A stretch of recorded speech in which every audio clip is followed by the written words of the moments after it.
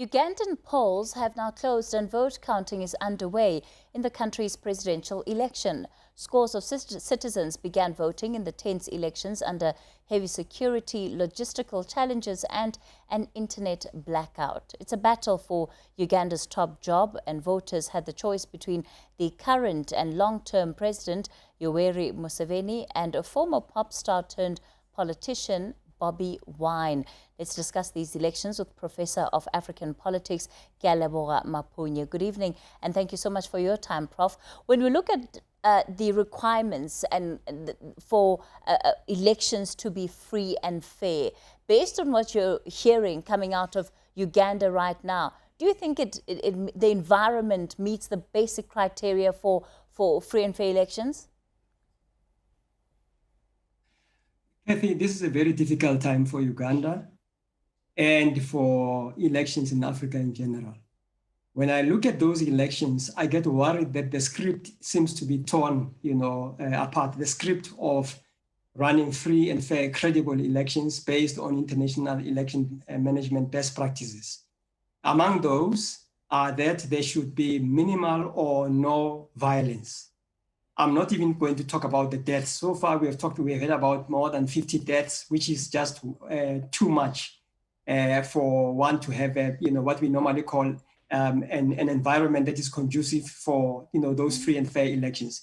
When I look at the situation and the fact that, there have been arrests of opposition politicians, in other words, it has been difficult for the candidates and the contestants to participate in a fairly democratic, environment. I get very worried that actually it looks like we have lowered the bar in terms of the democracy stakes in Africa when it comes to, Uganda's 2021 general elections. In fact, there's been continued harassment of some of those candidates that have been standing from the opposition.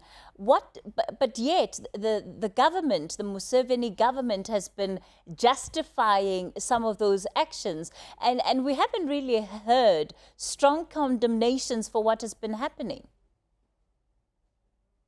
We need to hear much more condemnation of situations such as what is happening in Uganda, if we will be able to salvage the democratic or the democracy project in Africa. And by that, I mean democratic electoral participation, whereby there are no no-go areas, whereby the opposition can campaign freely without any harassment, any intimidation that some of the opposition, candidates have been reporting, and where there will not be, use of incumbency, the power by a sitting government to thwart the democratic process, whereby people can elect whoever they choose, whether it is the governing party or whether it is the opposition party. This is the will of the people that must be respected, or the choice of the people. So unfortunately, there is minimal condemnation internationally, partly because maybe because we are in the middle of this storm of the pandemic, but that shouldn't mean that we suspend the democratic practices that have so far made it possible for changes of government, legitimate to happen or to occur in many parts of the world.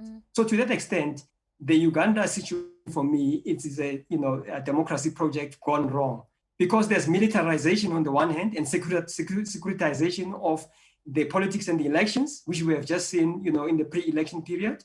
There's also the succession issue, because, or one should say maybe the lack of thereof, because we have had only one leader more than 3 decades, and therefore to change this leader by democratic means seems to be a tall order for Uganda. And lastly, a liberation project gone wrong, because the National Resistance Movement, which is the party that is governing Uganda currently, is a former liberation movement. So therein lies the quagmire, the dilemma, Kathy. Professor Mapunye, let's talk about the issue of election observers, because we have different reports coming out on that front too. Some of those that are in Uganda haven't been given full access, and yet there are those who say they believe they've been deliberately kept out. Now, why would a government do that? Why wouldn't a government that is running elections not want independent international observers to come and see what's happening? we have a very big challenge in Africa, whereby leaders, when their time is up, would rather prefer to die in office rather than to let the democratic project to unfold. So my view is that if a government bars certain observers, whether they are international, so-called international from outside the borders of the continent, or whether they are from any part of the continent, or whether they are even domestic, because we also have to talk about domestic observers inside Uganda. My sources have also been telling me that some of those domestic observers in Uganda that we normally rely on for information have also been refused the access. Very few have been granted accreditation. So in that case, whenever things like that happen, we look to the election management body. And in my view, the election management body or the Electoral Commission of Uganda has got to be able to explain to the Ugandans as well as to the international community as to why they are not following, the prerequisites of the African Charter on Democracy, Elections and Governance.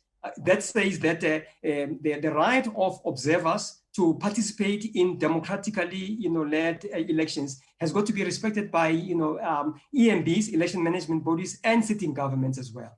Of course, leaders on the continent often speak about having African solutions to African problems. Uganda seems to be representing one, and yet we're not hearing of any solutions right now. Unfortunately, that is the situation, Kathy, but we need to keep appealing. Civil society organizations and you and I and the rest of all the other democracy-loving, peace-loving, compatriots in South Africa, in many parts of the East African community, such as Uganda, Kenya, Tanzania, and so on, where Uganda is situated, have got to have loud voices to keep appealing to African leaders to respect the African Charter on Democracy, Elections and Governance, to implement it, because many of them, they have signed it, they have ratified it, but guess what? They are not implementing the spirit and letter of the charter, which charter says that elections in Africa have got to be free and fair, they've got to be democratic, they've got to reflect the will of the people, by which we mean people should not be harassed about whoever they want to vote for. People should not be bribed. There must not be corruption. There must not be nepotism regarding elections, people being given food parcels and so on. Unfortunately, what is happening in Uganda, just like when it happened, the way it happened in 2016 when I was there, I was there observing the 2016 elections. There were, wanton, rumors which we could not verify, that money was exchanging hands, not only for the governing NRM party of Yoweri Museveni, but also among the opposition candidates, Kathy. And so therein there lies the sadness. The other thing also is the divided opposition in Uganda, in my view, because if they had rallied, through one strong candidate, or maybe two or three, and thereby being able to challenge the incumbent, perhaps we could see a change of power. And why do we need to change of power? Because if one leader sits in power for many years ad infinitum, therein lies the dilemma as well as the regression of democracy. Democracy is about changing power regularly through fair and credible, internationally approved methods of changing governments, which is what we expect in the African continent. It shouldn't be about African solutions for African problems, which digress from international norms and practices about democratic participation. Professor Mapunya, what should we make out of the fact that the leaders on the continent, yet again, the colleagues of Museveni currently, have been quiet about the situation? And I hear the comments that you're making for civil society groups, for the media to continue speaking about what is happening there. But would it not also make a difference if some leaders on the continent came out and spoke unequivocally against what is happening there? In my view, this would make significant impact, Kathy.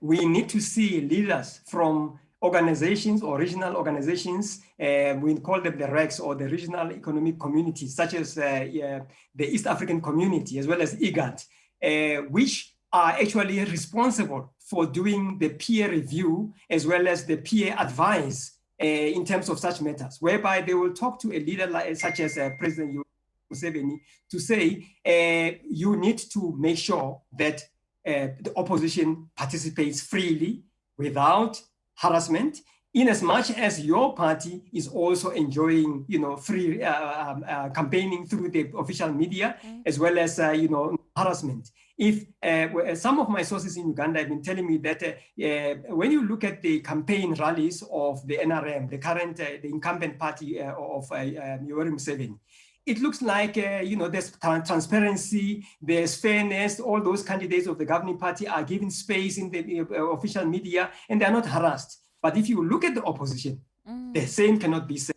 So thereby, we need organizations such as IGAD, such as the EAC, East African Community, and indeed, at the very highest level, the African Union. The African Union should be able to, I know they like talking about these things through closed doors. If they are behind closed doors, they can talk about these issues, raising them without necessarily, themselves through the public media. But these issues, in my view, Kathy, they need to make sure that they keep raising. Otherwise, we are going to have the continued deterioration of the democracy project in Africa, such as we have never seen before.